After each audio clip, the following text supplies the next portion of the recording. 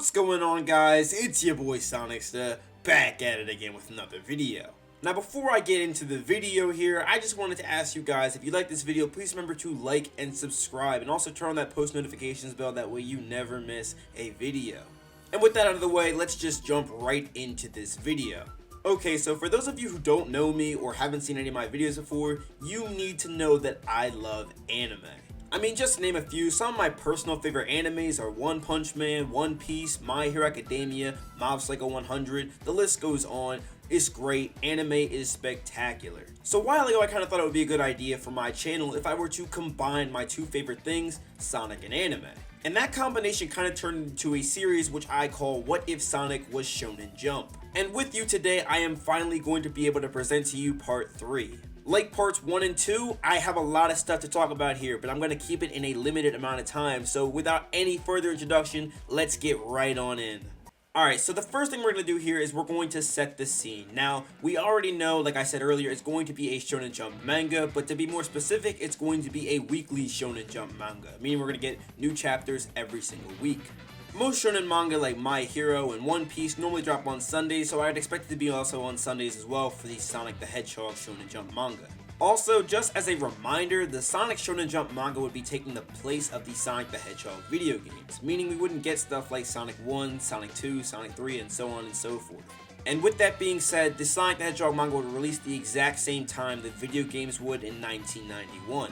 And even though Sonic the Hedgehog would not be a video game series, Sonic would still have a ton of competition. Right out the gate, Sonic would have to face heavy hitters like Dragon Ball Z, Yu Yu Hakusho, and eventually Hunter x Hunter and One Piece. Now for all intents and purposes, for the remainder of this video, let's pretend Sonic the Hedgehog did really well as a shonen manga.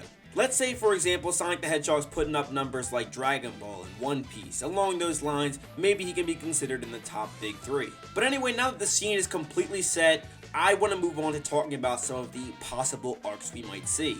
Now for this video, I came prepared with 8 different story arcs, and 6 of them are completely original. So for the first manga arc, I called it Creating an Enemy, and I imagine it would be a max of around 10 chapters. After Eggman enslaves an army of animals, putting them into robots, he successfully conquers the world. However, one small hedgehog breaks free from Eggman's clutches and accidentally comes into the 7 Chaos Emeralds Eggman had collected. With strong willpower, as well as the chaos energy emitting from inside of him, he was able to turn into Sonic the Hedgehog. With his newfound power, Sonic the Hedgehog sets out to free all the enslaved animal people and get back at Eggman. However, what Sonic does not know yet is that after activating Chaos Control, several other animals with strong wills and chaos power have transformed into anthropomorphic animals. Now this would be the first arc of this series, and also Sonic the Hedgehog's origin story. Now to be honest with you, I could have gone down the route of giving Sonic the Hedgehog no backstory, no origin story, or anything like that, but most shonen manga that I like to read normally go down the route of explaining where the main character came from. But that is just how I would do the first arc of the Sonic the Hedgehog shonen manga. How would you guys do it? Let me know in the comment section down below. But anyway, let's get on to the second arc. Now the second arc would also take around 10 chapters, and I would call this arc A New Order. After the defeat of Dr. Eggman by Sonic and a couple of his friends, they vow to form a new system in order to sustain their society. Everything is seemingly going fine at first until Rouge the Bat, with the help of some lost Eggman robots, infiltrates their government as a spy. Now Rouge the Bat's plan is quite simple. All she wants to do is overthrow the government, that way she can have all the money, the power, and the gems to herself. Rouge the Bat is found out, and eventually this kind of starts a semi-civil war, and she is exiled from their society. After these events, everyone believes they should establish a leader of some sort, and they attempt to put Sonic in charge. Now we all know our boy Sonic. He's not the type to want to be in charge, so obviously he'd try to pass this baton on to somebody else. And I had an idea where he'd pass it on to Tails, but Tails wouldn't want it either and believes that Amy should be in charge.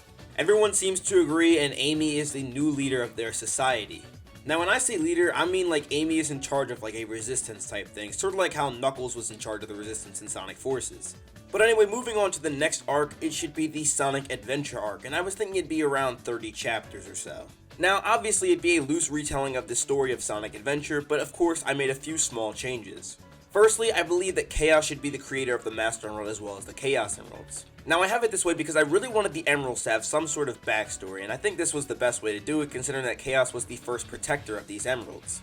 And of course, at this point in time, the anthropomorphic animals like the Knuckles clan and T-Cow still existed, but when they attempted to attack Chaos, Chaos de-evolved every single species. So pretty much they lost all of their anthropomorphic attributes and they became regular animals, and I think it should remain this way until Sonic reverts it in the first arc. Of course, Chaos still gets himself sealed away by the other anthropomorphic animals in their last ditch effort, but still, they got de-evolved. Now just as a reminder, these events took place many years ago. These were like before Sonic's time as well as everybody else's. But with that being said, just like the original Sonic Adventure game, Eggman does know about Chaos's power and wants it just so he can de-evolve Sonic and his friends. Now with the exception of that, everyone's story stays the same except for Gamma's story.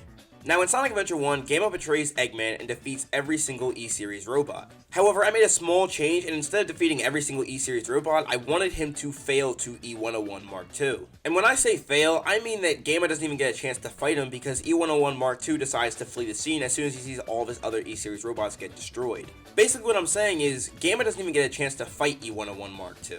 And the last thing I wanted to add here is that Eggman is betrayed by Chaos at the beginning of the fight and is not seen again, and Sonic and his friends think that Eggman has died. Now of course Eggman is not going to actually be dead, but I was thinking that Sonic and his friends could think he's dead as well as the viewer thinking that he's dead as well. And with that being said, that should wrap up the Sonic Adventure arc, and I wanted to move on to the next arc, which I called The World We Live In. Now this arc in particular is a really short arc and the shortest one I have, and it just kind of sets up the next arc. What I was thinking that could happen in these short 6 chapters is that Station Square is getting rebuilt, E101 Mark II goes into hiding, Sonic and Tails go to travel the world, and Knuckles vows to learn more about his extinct species as well as the power of the Emeralds. Now just as a reminder, E102 Gamma did not self-destruct in the last arc, meaning that he is still on the hunt for E101 Mark II. His hunt carries on to the next arc, which is called Heroes Needed. In this around 14 chapter arc, I was thinking that there would be a new introduction of a new kingdom called the Kingdom of Knothole. Now the Knothole Kingdom is under fire as E101 Mark II is single-handedly taking care of the Knothole protection forces.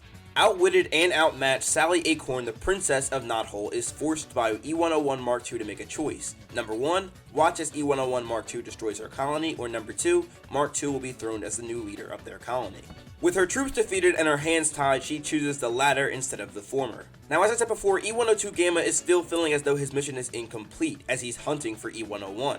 Sonic and Tails coincidentally have yet another run-in with E102 Gamma, and they choose to work together to find and take down E101 Mark II. Now of course, after Sonic, Tails, and Gamma find and take down E101 Mark II, Sally thanks the 3 of them for their assistance and vows that Knothole is forever in their debt. With his mission complete, Gamma now self-destructs, and the Flicky inside him reunites with his family.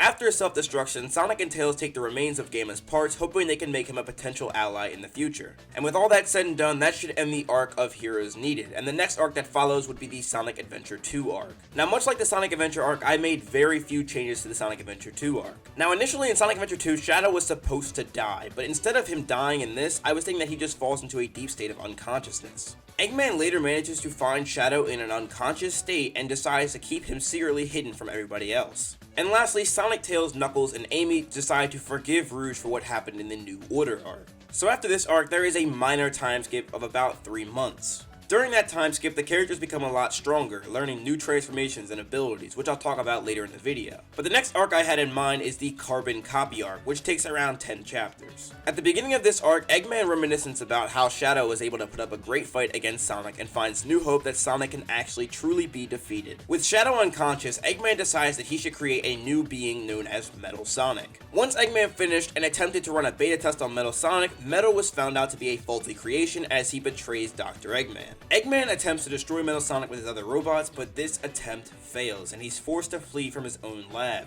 Metal Sonic stays in Eggman's lab to make himself a lot stronger than he was before, and in the process he gets a new ability. He is able to turn whatever he touches or whoever he touches into robots. Now this arc and the next arc I'm going to talk about, which is the Future Calling arc, are going to set up the Metal Virus arc that I have planned for the future. Now the Future Calling arc is going to start off with Eggman going to Sonic asking him for help to destroy Metal Sonic.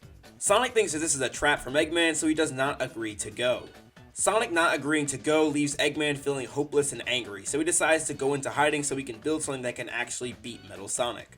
And meanwhile, in a different location, a silver hedgehog appears before Knuckles and informs him that the world is sure to face a certain doom if no action is taken on Metal Sonic. Now Knuckles is confused for 2 reasons, because number 1, he doesn't know who this silver hedgehog is, and number 2, he does not know who a Metal Sonic is. Nevertheless, he agrees to go and defeat Metal Sonic, although he is afraid the Master Emerald might be in grave danger. Silver and Knuckles meet Metal Sonic in Eggman's base as Metal Sonic is preparing to destroy the world with his newfound power. Knuckles underestimates the abilities of Metal Sonic and finds himself partially roboticized. In the heat of the moment, Knuckles showcases a new ability that we have not seen before called Awakened Knuckles. Knuckles tells Silver to retreat as he tries to hold back Metal Sonic, and Silver reluctantly flees the scene and informs everyone of the new danger.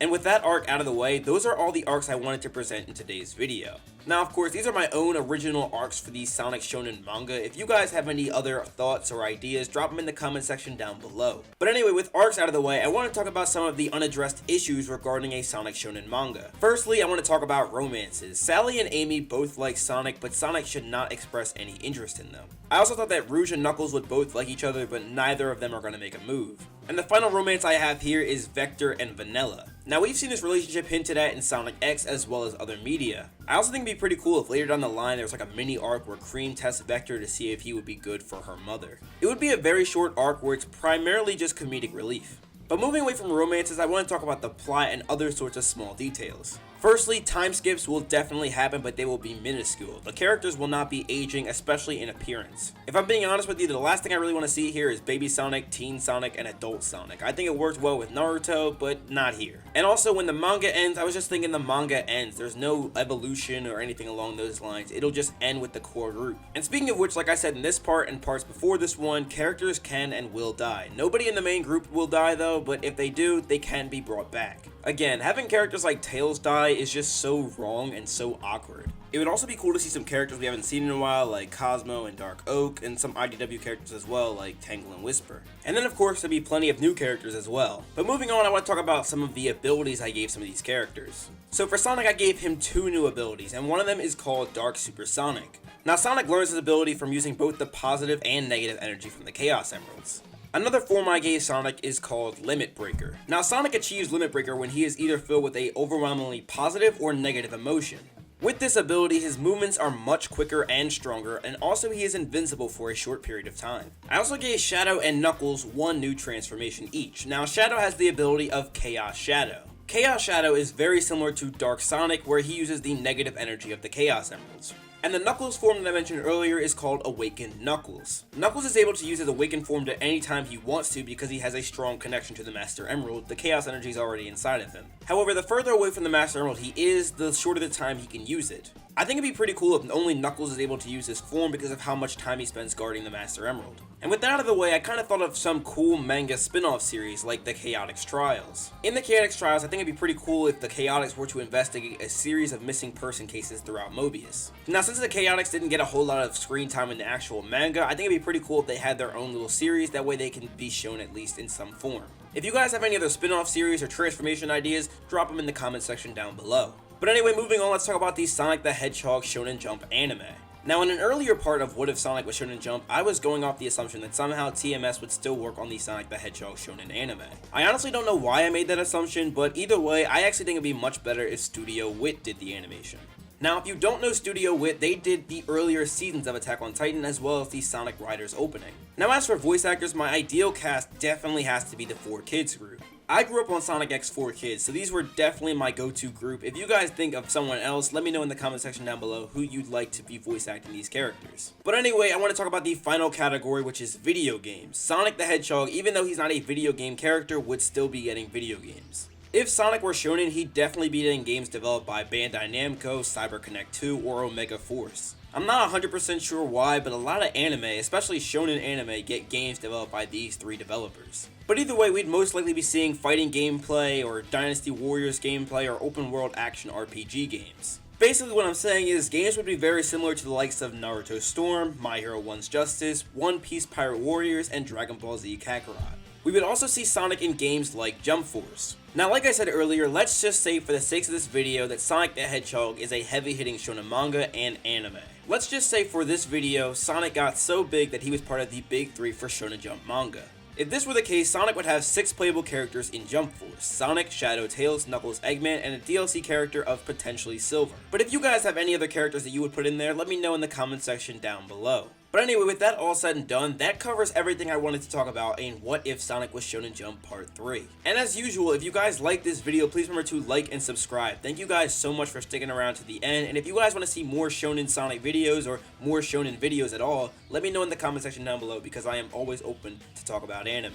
But anyway, this is your boy Sonicsta signing out. Have a blessed day, y'all. Peace. Why are you playing that trash?